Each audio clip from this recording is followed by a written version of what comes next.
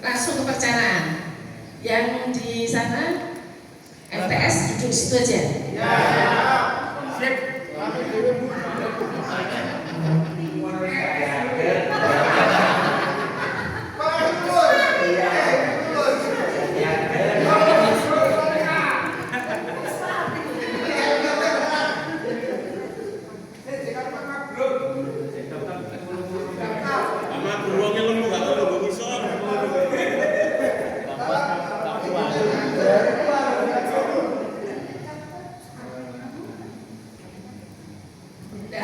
Nggak banyak kok. Ini kan saya perubahannya aja ya, Bapak Ibu.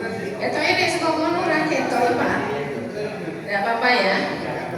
Bapak ini masih bisa terlihat ya? Bisa. Sama kan? Analisis CP dulu, CP-nya kan sama, tidak berubah. Nah, terus menyusun tujuan. Tadi tujuan sudah latihan menyusun. Ya, kemudian merencanakan pembelajaran dan asesmen. Asesmen baru saja kita menugaskan membuat asesmennya. Sekarang tinggal dirangkum oleh Bapak Ibu. Kan komponen minimum perencanaan pembelajarannya harus ada 4 ini dah. Balik lagi tadi ke kerangka, Bapak Ibu ada 4. 1 apa? Identifikasi. 2 3 kali STP marai. 3 apa Pak? Bu?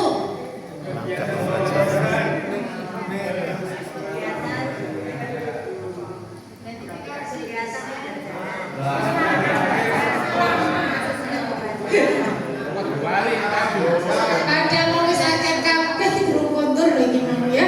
Prinsip wes, pengalaman belajar wes, rangka ya wes. Nah, sekarang Bapak Ibu memasukkan asesmen kan sudah tadi bisa latihan ini asesmen. Sekarang ini komponen minimum Bapak Ibu ya. Ini kan 8 yang DPL tadi tahu masih kan? 8 DPL-nya semua apa boleh? Boleh. Boleh pilih berapa?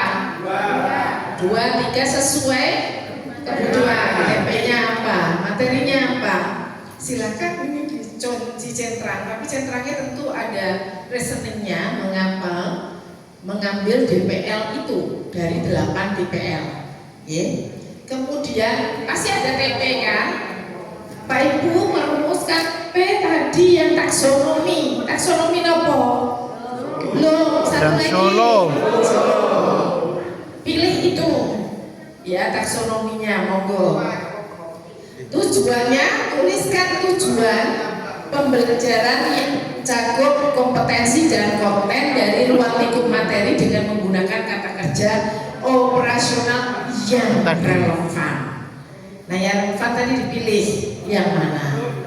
Terus ini desain. Ya, desain itu seringkali kita menerjemahkan sama dengan Bu, itu sama dengan langkah-langkah pembelajaran nggak sih gitu ya? Ya, ke situ kan desain. Kita tidak perlu memperdebatkan soal ini karena sebenarnya rambu-rambu dan komponennya itu sudah komplit, ada semua di situ. Ya, bahwa namanya desain ya keluarnya aturannya ini didesain. Di dalam desain ini ada TP, ada praktek pedagogis yang tadi sudah latihan membuat, dipindah Nirono, ya kan? Ada praktek pedagogis, ada kemitraan pembelajaran. Ini namanya apa tadi? Kerangka. Kok pintar siapa yang jawab tadi?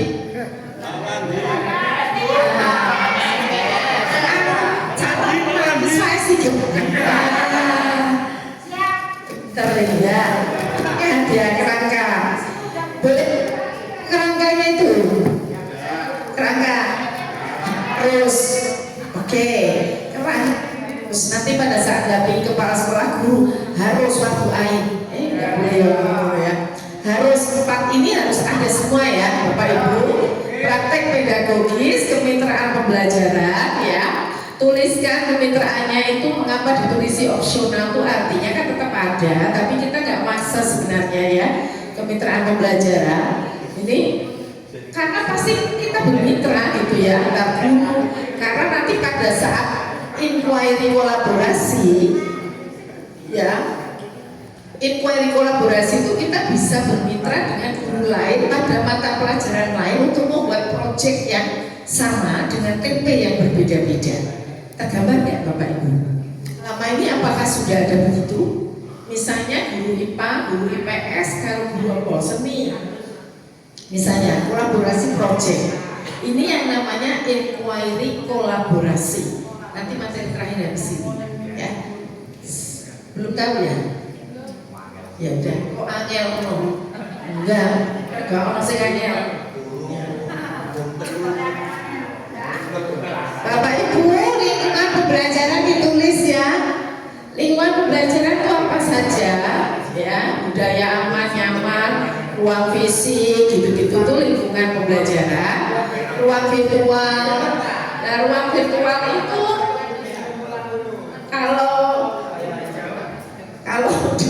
kalau saya bicaranya di Indonesia Timur sana cari internet itu susah Pak. Naik ke gunung dulu, naik ke di mana itu di pohon itu baru ketemu sinyal gitu ya. Kalau di kita itu kan biasa ya, biasa ruang virtual itu sudah ada di sekolah-sekolah internet itu kayak hari ini masuk list pertanyaan saya pertama itu mesti koneksi jaringan gitu ya. Ternyata jaringan di sini auditorium kencang. Saya bisa langsung klik setel. Itu ada lingkungan pembelajaran, tulis semuanya. Nah, bagian paling akhir adalah pemanfaatan digital. Meskipun ini kata kunci, sebenarnya 2 itu dikunci, yang 2 itu masih boleh opsional. Tapi bagi saya kok 4-4-nya ini menjadi sangat krusial penting gitu loh. Jadi jangan dibintang. Ya aslinya itu dikasih bintang Pak. Pada saat kami diskusi lebih lanjut, kenapa harus dibintang? Ini penting semuanya. 4-4-nya. Jadi pemanfaatan digital itu tapi nggak kunci, nggak kunci artinya semua sekolah harus membuat perpustakaan digital, nggak juga gitu ya. Pilihannya alternatifnya ada forum diskusi daring, ada aplikasi penilaian yang tersistem, aplikasi penilaian yang pakai aplikasi gitu ya. Kemudian pakai video pembelajaran, ini kan bukan sesuatu yang luar biasa kok. Guru-guru udah biasa mengajar kuliah YouTube, itu kan sudah biasa ya. Jadi bukan sesuatu yang ngadi-ngadi gitu ya. Terus pada pengalaman pembelajaran, Bapak Ibu tuliskan, ya tuliskan pengalaman pembelajaran itu tentang 3 itu tadi.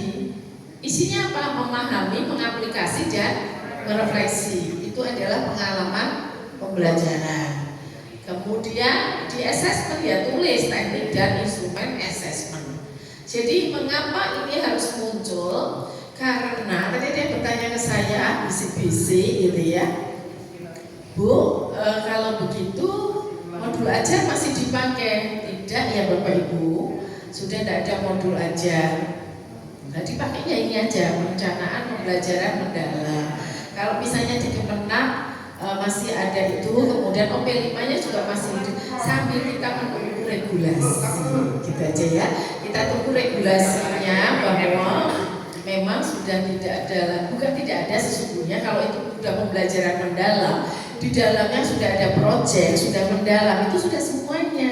Kalau selama ini kan kita hanya mengenal P5 itu hanya ada 1 tahun minimal, 2 kali, boleh lebih dari itu. Seolah-olah sekolah hanya menerapkan mendalamnya proyeknya itu cuma 2 kali dan intrakurikulernya itu nggak ada proyek, padahal kan nggak begitu toh. Nah realnya kan tidak begitu, sehingga akan ada pembelajaran mendalamnya ada pada setiap pembelajaran itu mendalam terus. Kalau sudah mendalam ya artinya sudah tercapai itu P5-nya. Nah, teman-teman yang di PAUD, di RA kan selama ini masih ada yang kekeh pakai peta konsep gitu kan ya.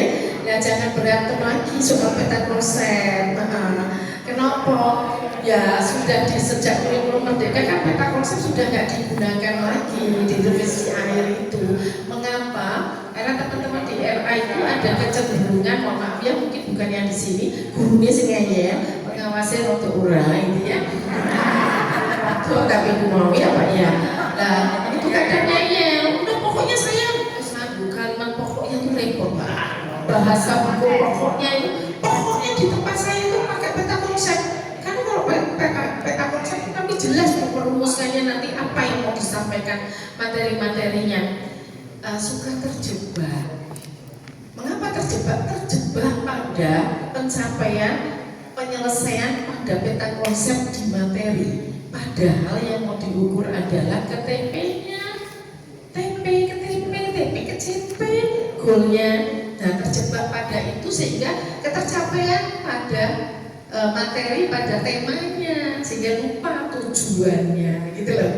Nah, sehingga tidak lagi digunakan peta konsepnya. Sekarang jauh lebih fleksibel kok, tetap pakai tema. Boleh. Ada yang bertanya begini, Pak Bu, kalau di LA boleh nggak kita itu tetap mengidentifikasi materi-materi? Boleh kalau soal mengidentifikasi, tapi taruh di bawah meja aja.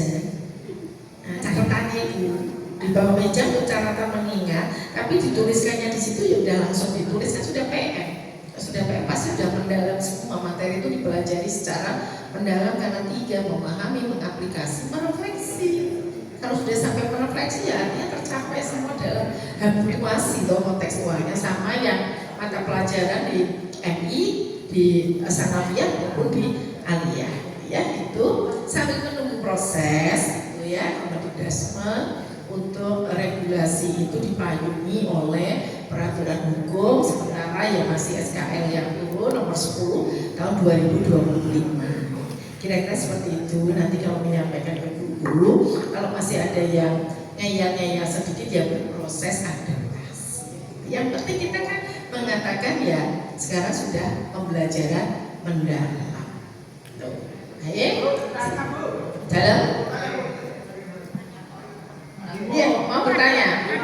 Ya, asesmen sudah. Ini ya Pak, 4 ya. Saya ingatkan ini aja dulu karena nanti setelahnya tugas. Identifikasi, kemudian nomor 2 desain, apa yang harus ada, tujuan, ya kerangka kerja. Ini loh Bapak Ibu, menentukan topik yang kontekstual dan relevan. Ya, ini dibintang, mengintegrasikan lintas disiplin ilmu yang relevan dengan topik dibintang. Mengapa?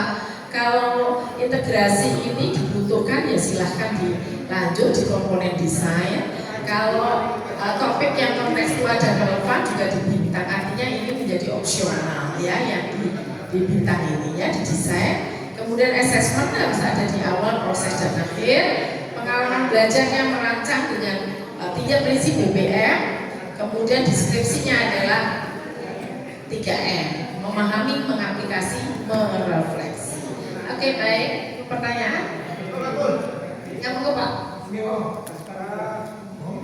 Dengan adanya pembelajaran mendalam ini, dengan tadi sudah ada